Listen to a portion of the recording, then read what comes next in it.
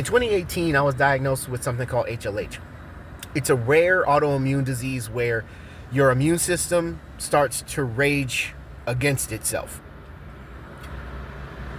Specifically, these cells called macrophages that are inside your blood. They're like these bruiser cells that, under normal circumstances, sort of float around your bloodstream, and they destroy dangerous microorganisms that can cause you harm and keep you safe. The problem is that these cells get confused and they go haywire, and then they start destroying all the cells around them. Good ones, bad ones. It destroys everything that every cell it comes across. And that cell death is what makes you sick with the HLH. HLH stands for Hemophagocytic lymphohistiocytosis. Well, how do you deal with HLH? Chemo. That's what they had me do. So when I got to the hospital, and they needed to start me on emergency chemotherapy once they figured out what was wrong with me. When I initially got to the hospital, they didn't know what was going on. They kept asking me questions. They didn't know. But once they did enough blood work, there are certain markers that they found to determine, like certain markers in my blood that they found to determine, okay, maybe this is what it is. And I give much credit to the staff at North Bay.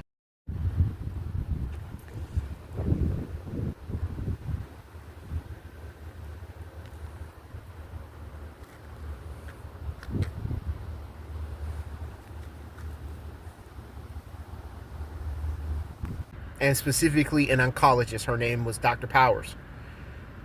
She happened to be the oncologist on call, and she was the one that looked at my blood work, looked at the markers, determined it was this, and then we started on emergency chemo right away. I guess the idea is that, well, if my immune system is raging, then they have to render that to zero in hopes that it restarts my system, reboots my system without those cells. Now, here's the thing. Nobody knows why I got sick. None of the medical professionals, none of the oncologists, nobody can understand where the HLH came from in me, because HLH typically affects adolescents. It affects children, like adolescents, teenagers, but not so much adults. Like, I was in my early 30s when it happened, and then just there was no warning.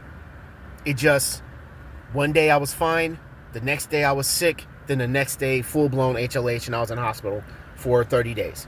Like, there's no, and it's still a very like unknown illness. Like, it's still very much uncharted territory. We don't know, like, medical science doesn't know where it comes from. We don't know what triggers it. It just sort of happens in people.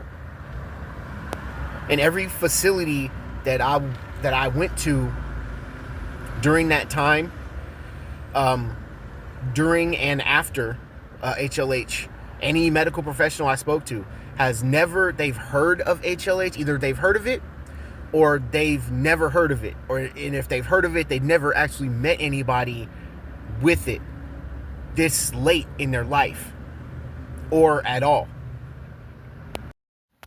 HLH functions very similarly to like cancer in how they deal with it. As a matter of fact, they sent me to an oncologist when I got sick.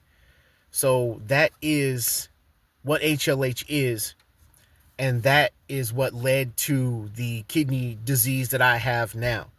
So after that whole ordeal with the HLH, I went through chemo for a while, and it took me a long time to like recover.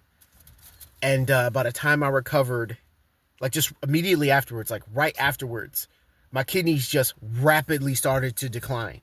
They just dropped in kidney function just all of a sudden.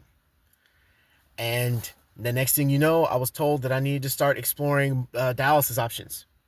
And my kidneys were like, I was in full renal failure. So that's how it happened. And that's what HLH is.